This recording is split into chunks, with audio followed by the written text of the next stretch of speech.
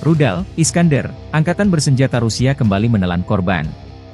Kali ini, targetnya membumi hanguskan penerbangan angkatan bersenjata Ukraina, pangkalan udara di Poltava. Rekaman menunjukkan serangan OTRK Iskander di lapangan terbang angkatan bersenjata Ukraina di Poltava. Drone pengintai Rusia lebih dulu mengintai target sebelum mengirim koordinat ke unit rudal Rusia. Kali ini sasarannya adalah helikopter Mi-24 angkatan bersenjata Ukraina, serta unit pendukung peralatan yang tersisa di lapangan terbang. Menurut data intelijen, satu helikopter Mi-24, 4 unit perlengkapan otomotif hingga 20 spesialis angkatan bersenjata Ukraina termasuk insinyur, teknisi, dan pilot. Demikian dilansir akun Telegram Pro-Rusia RV Voenkor 3 Juli.